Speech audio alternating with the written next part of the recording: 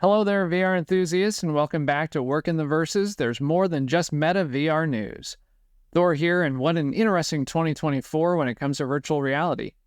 I had high hopes that this was going to be the breakout year, but instead it looks like maybe it's going to be the year of AR glasses. It seems a lot is still happening in virtual reality, albeit not as earth-shattering. A lot to cover here, so let's talk Apple, Meta, Vive, some other VR news of note, and then we'll wrap things up with a round robin of augmented reality devices. On to the Apple Vision Pro. Not too surprising with this being the first gen, but the reports have been all over the board. Not to be a downer, but let's start with the less than stellar news. As you likely know, the Apple Vision Pro made its grand entrance onto store shelves on February 2nd, marking Apple's venture into the mixed reality universe. But with its hefty price tag of $3,500, it didn't come without a fair share of skepticism. According to a report by Kimberly Gedeon from Mashable, the excitement was tinged with some criticism, especially as early adopters began reporting unexpected issues. More than a handful of these early adopters started noticing something unsettling: spontaneous cracking. That's right, cracks appearing out of nowhere on their Vision Pro headsets. The cracks were appearing seemingly without any external force causing the damage. Engadget even reported a crack in their own unit. But alas, cracking wasn't the only problem. Some users complained about sound issues, with speakers cutting out after charging overnight. Others voiced frustrations with eye tracking, low light performance, and glare. You know it's not just media companies overhyping problems when it starts showing up on Reddit. But with that being said, there are more people who haven't had these problems. And with the cash Apple has already put into this, updates and patches will be coming sooner than later. We'll talk about the Vision OS 1.1 update in just a few, but first, what about those reports of early adopters returning it within Apple's no questions asked time period? According to a report by Maxwell Zepp from Gizmodo, the excitement surrounding the Vision Pro wasn't without its share of challenges. Analyst Ming-Chi Kuo discovered that a significant portion of returns, nearly 30%, stemmed from users grappling with the setup. It's a surprising revelation considering Apple's reputation for user-friendly interfaces. But as Zepp highlights, the Vision Pro introduces some less than obvious features that might be perplexing users. Eye tracking technology, spatial computing, these are groundbreaking concepts, but they come with a learning curve. From pressing physical buttons to navigating the control center, users are encountering hurdles that may not align with Apple's trademark ease of use. Despite these challenges, Kuo notes that only 1% of Vision Pro owners actually return their headsets, a figure lower than anticipated. However, it's clear that the Vision Pro isn't resonating with everyone. User responses to Zepp's article echoed a mixed sentiment. Some expressed skepticism about the device's utility, while others praised its capabilities but lament its price point. As one responder pointed out, the use cases for the Vision Pro may be narrow, leading to potential surge in returns or devices gathering dust in closets. Jacob Krull from The Street reports that Apple has just rolled out a significant update for the Vision Pro dubbed Vision OS 1.1. Clocking in at over 2.5 gigabytes, this update introduces some noteworthy enhancements, including a major revamp to one of the Vision Pro's most talked about features, Persona. Your personal virtual avatar that represents you during video calls has received its first set of improvements. According to Kroll, the updated Persona looks more lifelike and less like it stepped out of the uncanny valley that you probably heard about. In addition, Vision OS 1.1 also introduces mobile device management support, opening up possibilities for businesses and enterprises to integrate the Vision Pro into their workflows seamlessly. We'll have to take the wait-and-see approach, though, to see if businesses are willing to buy in, as right now it doesn't appear that Apple has any business pricing built in for the first generation. If your company is an Apple shop, let us know in the comments below if they're all in or they're taking a wait-and-see approach. Brady Snyder from XDA Developers brings to light an important issue plaguing the Vision Pro: resolution limitations. Despite its innovative features, the Vision Pro's displays fall short in delivering a high-resolution experience, which means less screens to bring in from your MacBook to the AVP. But this is the time for independent developers to show their muscles, so an alternative app, Split Screen, has already been released. While Split Screen offers a workaround for productivity tasks, its effectiveness is hindered by the Vision Pro's display resolution, capped at 1920 by 1080. This limitation becomes glaringly apparent when attempting to utilize Mac Virtual Displays, as Snyder points out. The Vision Pro's 4K resolution may seem impressive on paper, but when spread across both displays to provide an 8K resolution, the pixel density suffers, resulting in a less than optimal viewing experience. Enough on Apple, let's touch on what may be the big announcement for 2025, and that could be what Meta has in store with the Quest Pro 2. Michael Hicks from Android Central offers an in-depth analysis of the Meta Quest Pro 2's potential features and specifications, shedding light on what we can expect from this upcoming mixed reality headset.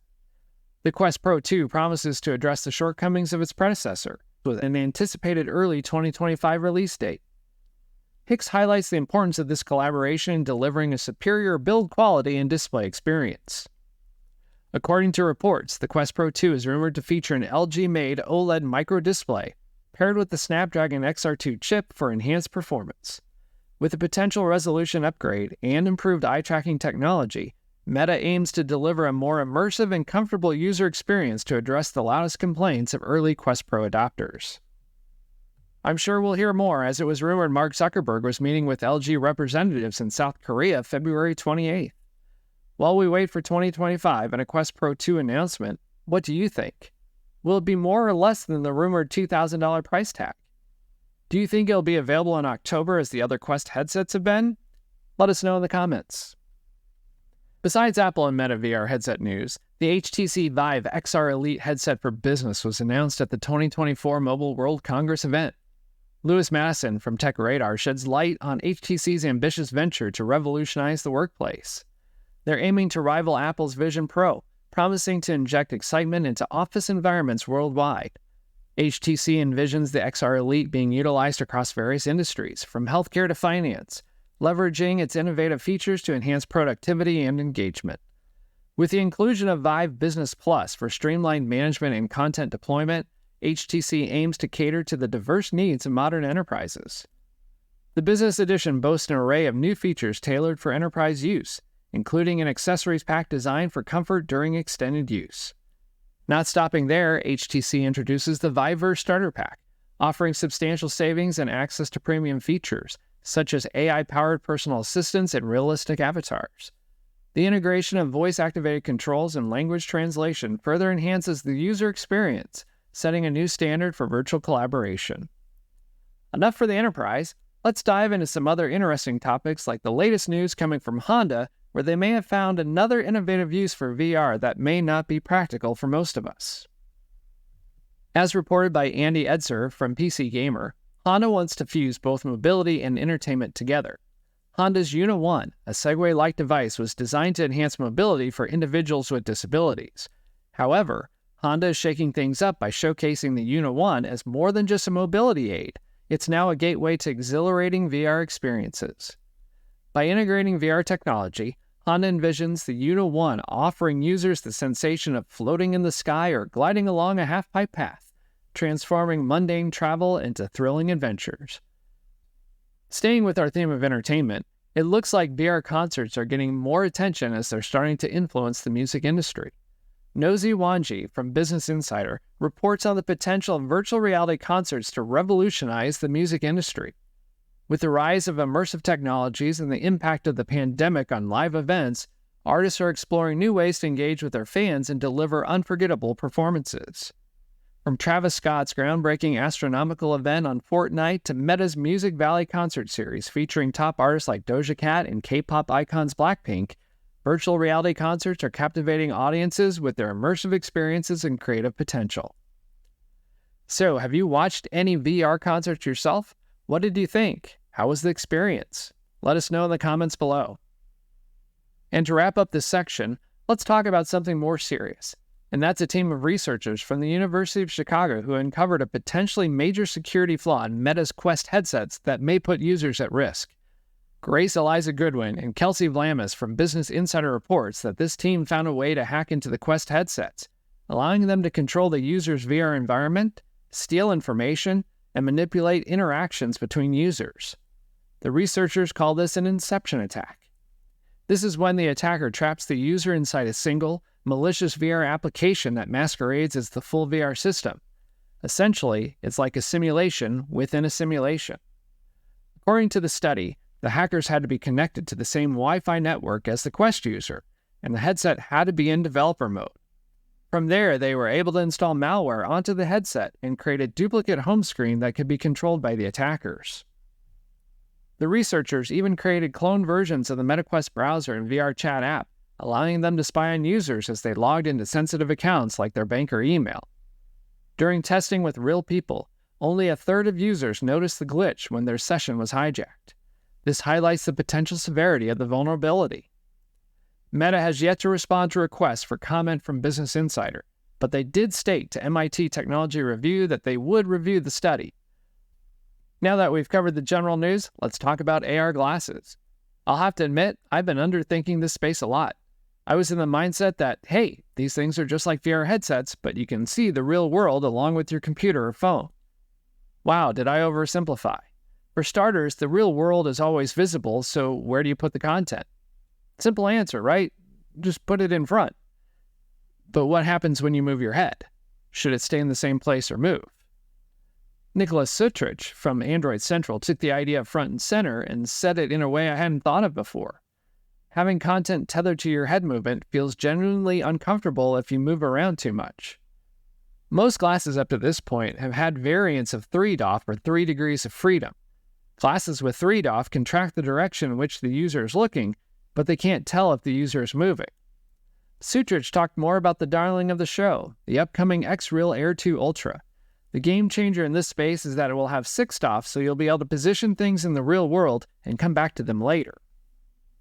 And to give X-Real users something more to work with, they'll be including 3 pucks that will have unique QR codes that the glasses will recognize. These are real-world buttons that will open up more possibilities in how to work in mixed reality. Sutrich also talked about Vichur's One smart display glasses as being some of the most comfortable he's ever worn. It seems that previous devices before the Vichur could cause eye strain, particularly for those who are more sensitive to strobing lights and display flicker, which is used to give the illusion of dimming by reducing the amount of time the LEDs are on. Although Vichur has a compelling jump on others in this space, Oppo, with their micro OLED technology, is going to give everyone a run for their money. In the glasses they presented at the Mobile World Congress, it was almost next to impossible to even see they were embedded in the glasses. Sutrich points out the one major disappointment with Oppo: it's only a prototype. No word as to when this will actually make it into the hands of consumers. There will definitely be a lot more coming this year in both VR and AR. Will it be a banner year of new announcements and availability? Are we finally entering the era of wearable tech that seamlessly integrates with our lives? Stay tuned to Work in the Verse for more updates on all things AR and VR. Until next time, keep working the verse.